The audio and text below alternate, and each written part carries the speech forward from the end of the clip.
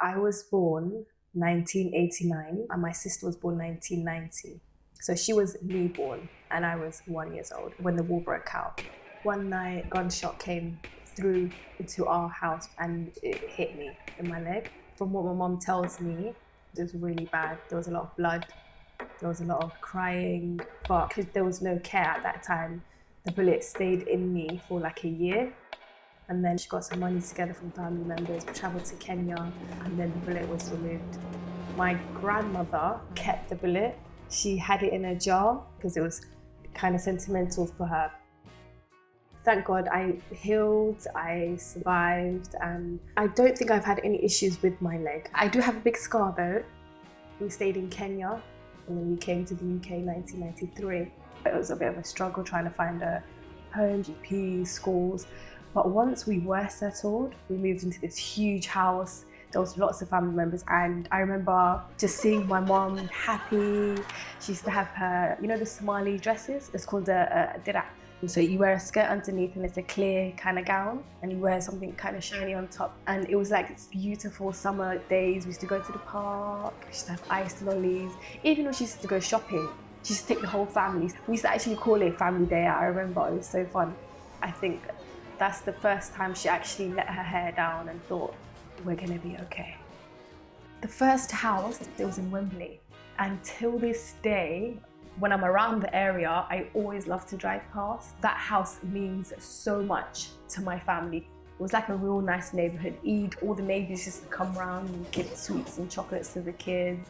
It gives me a tingle in my heart to know that when I came here, that's where my family lived and that's where they basically sought comfort and safety and happiness for the first time.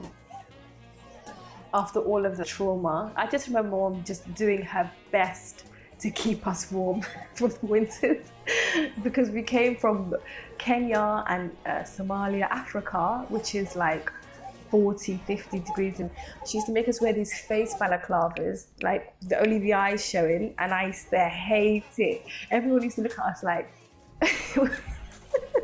where are you guys going? But my mom was so serious. She's like, it's too cold out there. I really, really respect her highly now. Everything I did in high school, I'm just like, I'm so sorry, Mum. Every single time I ask her now, how did you stay so strong?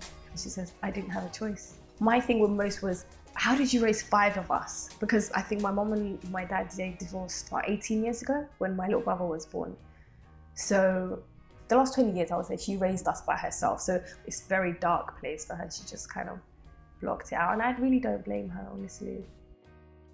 I think we moved schools about 4 times in primary school. After our first house in Wembley, we went to Preston Park Primary School, went to Lyme Park, we went to Salisbury. I think I was happiest when I came to Salisbury though. I met such lovely people at that school and obviously Salisbury World was there. It was just a lot of fun and my mum coming to pick us up and I'm just like, already Mum? And then we moved to Harlesden. That's when I started John Kelly. There were so many Somali girls, just same like me, came to the country around the same time I did. So we all kind of built like a bond with that. I am very proud of being Somali. I feel like all the Somalis, they kind of feel like they're one big family. And I try to tell my daughter as well how beautiful our colours and our heritage, and I would love to take her there one day, I really would. I know my face says Somalian, but I might as well have been born here.